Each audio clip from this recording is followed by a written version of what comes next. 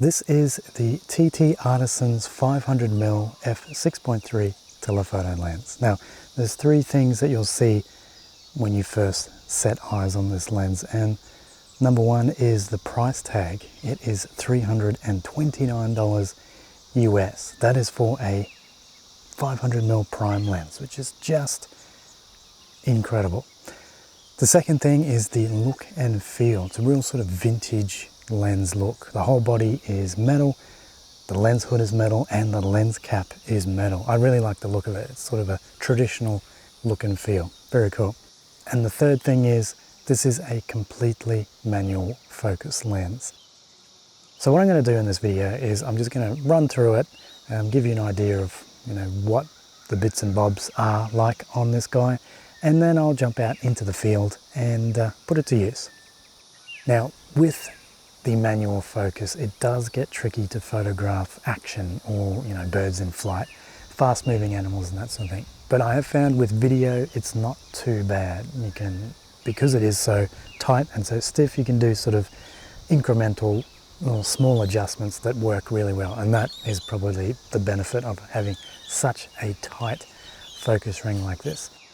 Now, the setup I'm using today is I'm using a $300 lens with my Nikon Z9, which is Australian dollars. It's about $8,000. So I have a $300 lens on an $8,000 camera, but you will be surprised at the quality that comes out of this lens. Now, the lens, it is a $300 lens. Optically, it's very sharp, the colors are good, but there is a few little niggles here and there. Just the contrast and with bright backgrounds with dark subjects that you do get sort of a fringe around it. But, it is a sort of a vintage sort of style lens, so it sort of adds to the images a bit. So I don't mind it too much. Photos you can sort of adjust it, but video, it does, add a little bit of different look to it, but honestly, doesn't really ruin it too much. Okay, so what I'm going to do now is take this lens out into the field and put it to the test, see what I can find around in the area. I might start off with some landscape photography. I'm looking at a mountain range here that is just begging to be photographed, so let's do it. Alright, so what I'm going to do is focus on this big mountain that's just on the horizon here. I'm going to dial it in, do a bit of photos, do a bit of video, and show you what this lens can do for landscape photography.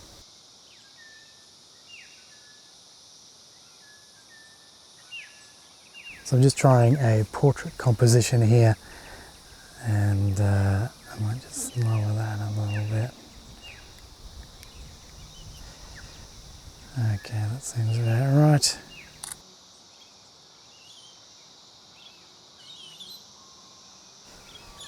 So I'm just going to focus on these trees here, just on the horizon. That looks pretty good.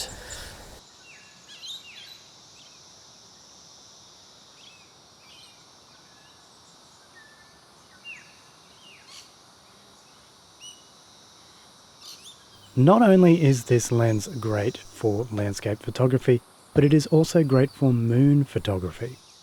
Just look at the details here. Super sharp. Alright, so it's 12:30 now, and the light isn't that great. It's an overcast day, but it does. The clouds are casting some nice shadows on the fields in the distance here, but it's very warm, and because I'm shooting so far away at such long distances, I'm getting a lot of heat distortion and shimmer, which doesn't really make for a nice image. It doesn't really show off the sharpness of this lens, unfortunately. So what I'm going to do is I might just go for a walk around for a little bit, see what I can find. I can hear a wild beehive right above me in this old gum tree, so might do some shots of that. Might have some lunch, come back when the sun sets a little bit, see if I can find any birds around the place. There's a few wallabies that I saw this morning that are just keen to have their portraits taken, so that's what I might do. Do the bees, have lunch, come back. So there is a beehive just above me here. I'm going to get some photos and videos of it. It just looks like a pipe that's just spewing out honeybees. So I might just do a bit of burst shooting here.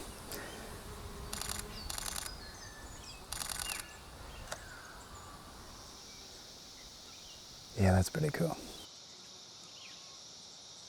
Alright, so I'm just going to do some video now, and I might get a mosquito hanging around me. That's not very nice. Alright, let's try that. So this is 100 frames per second video, and I guess it shows you, a high quality camera can achieve amazing results with a $300 500mm. So look at that. They are going mental. Alright, let me zoom in a little bit. So now I'm shooting in cropped. So this is where this lens is great, with the incremental focusing for video. I'm just adjusting it just delicately because it is so stiff and tight.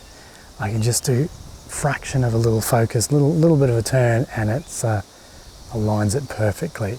This is where this lens shines with this manual focusing. Just phenomenal stuff. Always love to photograph a wild beehive. It's nothing like it. I just saw a bird's nest being built by two noisy frybirds. So they're honey eaters that are, well, quite ugly and very noisy, but they are building a nest on a sort of a dodgy little tree branch. So I'm going to get a couple of photos of that, a couple of videos of that, and then I might come back when the light's a bit better in the afternoon, when there's wallabies about. I saw one and photographed one yesterday afternoon that had a little baby or a joey in its pouch. So hopefully they'll be back, and I'll give them another couple of portraits free of charge. So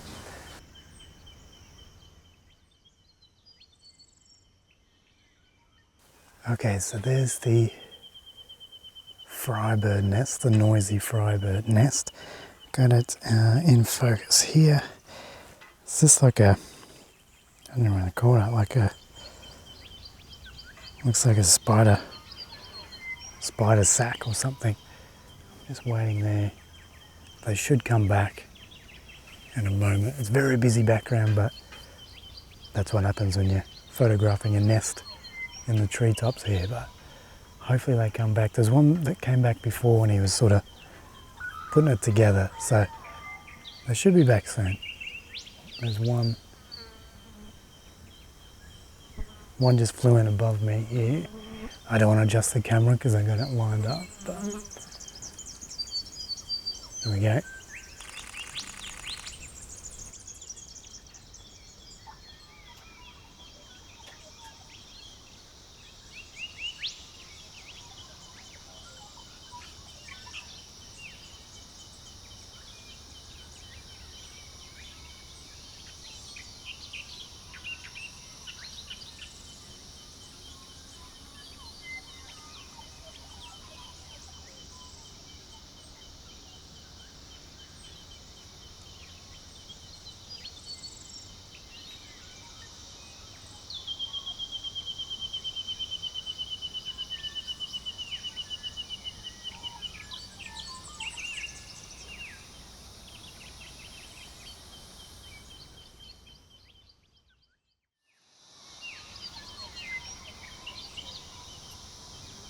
So I've just come down to the dam here. Just a little clearing next to a dam. I'm just looking for some wallabies. I came down here this time yesterday, and I got some video and photos of a mum and a baby. When I came down here, there was all these little babies running around, and I think I've startled them, so they've run back into the bush. Wallabies that I'm shooting, I think they're whiptail wallabies. They have a sort of a white streak on their face.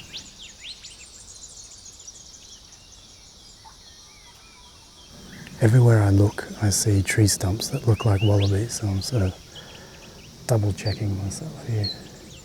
I can hear them across the creek. There's one, I can Let's make it out and see if I can see it here.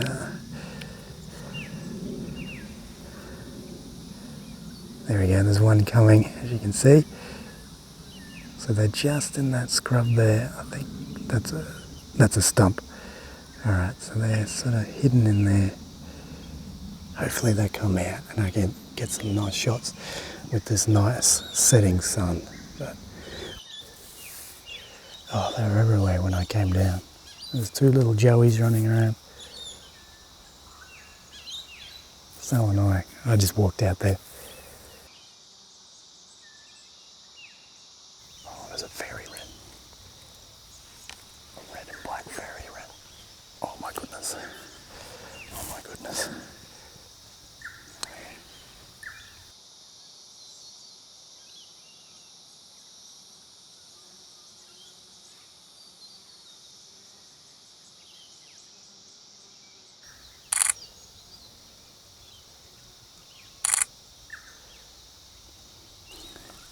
So they're jumping backwards and forwards from this tree to that tree. Now they've gone up the, oh there he is. Got the red one when he's beautifully backlit.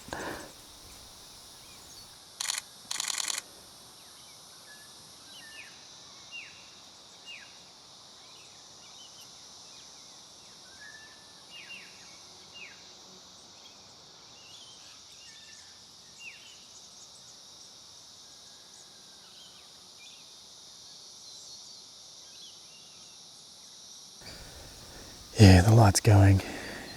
I might give it another maybe 15 minutes and then call it a day, I think, because I'm going to lose the light behind this hill, and this lens is too dark to shoot, too slow to shoot in the dark. So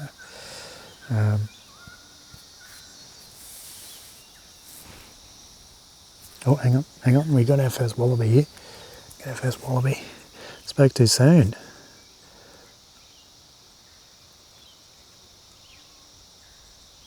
Spoke too soon. Here I was gonna call it a day until our first hungry wallaby appeared.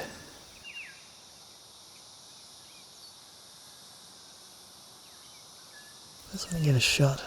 Classic wallaby shot here. He's going, what's going on here? Now hopefully he brings his mates in and then we can have a good old portrait shoot.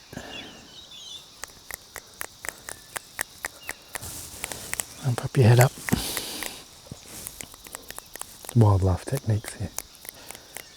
Maybe not. Oh yeah, look at that face. Look at that face. He's off. Now where's he going? Unfortunately, no other wallabies came to visit me this afternoon, so here's some video and photos of the previous afternoon with a mother whiptail wallaby and her joey.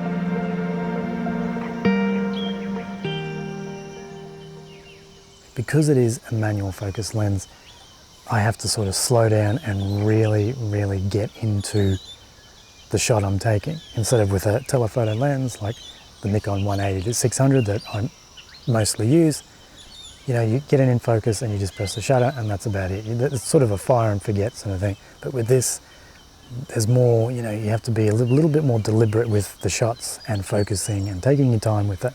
Sort of like driving a manual car. You're driving a manual car, you know the engine, you know the road, you can adapt to it, compared to driving an automatic car, which you just turn it on and put your foot on the pedal and you're away. This lens, I feel, sort of brings you closer into it, into the subject and really the actual act of taking the photo. Sounds strange, but this is what I've sort of felt when using it. It's made me really slow down and appreciate the act of photography, as strange as that sounds. So who is this lens for? Honestly, for $329, it's for those of you that are frugal or on a budget. I think if you are starting out in wildlife photography, don't want to spend thousands of dollars on a telephoto lens, can easily just pick this up, have a go and see if it clicks with you. If it does, well, you've got a really great prime 500mm lens for under $500, which is incredible. But I think for casual photographers, budget photographers, beginner photographers, lenses like this are worth their weight in gold. As usual, thank you so much for watching. Don't forget to subscribe, and I'll see you next time. Cheers.